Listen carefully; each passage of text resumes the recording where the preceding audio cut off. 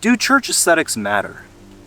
This question might not seem like much to the average atheist or non-Christian, but the more digging I did, the more I realized that not only is this question significant to the religion of Christianity, most of the world's population, but it pertains to the broader dilemma of applying religion into the average person's life. Even more fascinating is this problem of religious aesthetics, treated as a moral problem. Images have aided Christians since the first 3 centuries of Christianity, when congregants held services in the catacombs of Rome, officially under persecution.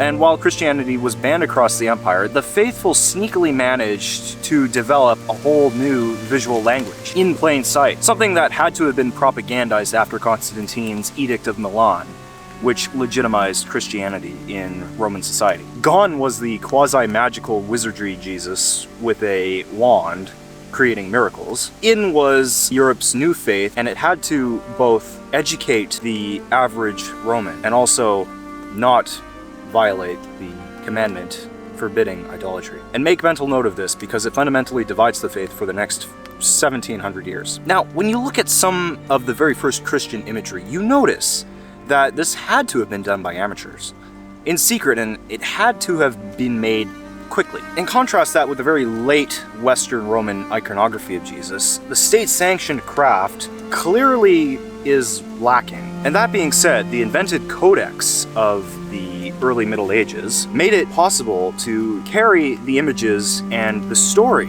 across Europe and evangelize the newly declared independent kingdoms. More so, these kingdoms managed to evangelize their own populations by ordaining monks who could transcribe and illustrate the synthesized icons within their own colloquial aesthetic. Though the Middle Ages never quite innovated with technology, it innovated with symbology, all in the service of guiding the clergy through papal decrees, thereby providing the serfdom with Sunday services. Almost 500 years later, by the 16th century, the catalogs of iconography and symbology in the Catholic Church were so vast in public spaces, it was dependent on an increasingly incompetent clergy to explain it. The papacy was clearly losing its credibility at the time, and a most notorious example is Pope Alexander VI, who had this tendency to openly keep mistresses and father illegitimate children, a couple of which shaped the whole century. Not only shaped the century, but also persecute dissent. This was an outrage to the growing middle class in the Holy Roman Empire.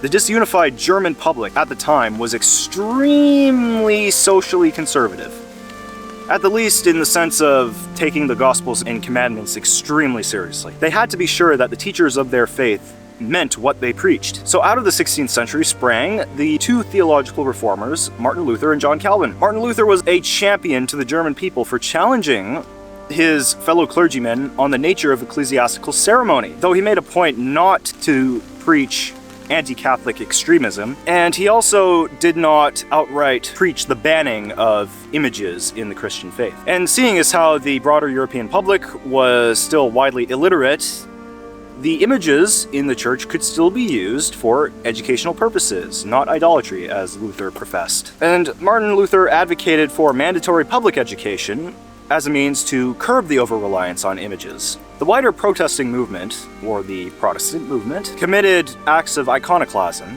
of Catholic ornaments in building spaces. Altarpieces, statues, reliquaries, you name it. This is why you mostly see empty walls in Northern European cathedral spaces, or formerly cathedral spaces, and modern church spaces. John Calvin, the theological reformer from France, operated in the Swiss Confederacy and was opposed to the idea of worshipping the mere presence of images. He believed it would lead to idolatry and the damnation of the masses. Therefore, Calvin rigorously encouraged the destruction of art, the word being iconoclasm, meaning destruction of icons. Modern American Christianity has its traces in these Reform church hardliners. The Puritans, Episcopalians, Baptists, Presbyterians, and Pentecostals, to name a few, all of whom condemned visual art, still do to this day, at least within the context of worship spaces. The modern reasoning has since shifted to viewing it as a distraction to the Word of God, and by the Protestant reckoning, the Word of God was never meant to be visualized. It would be morally vain and distracting in the eyes of God. Exodus 34:14, as he says, For you shall worship no other God but the Lord, whose name is jealous, is a jealous God, as well as in Deuteronomy 4:24.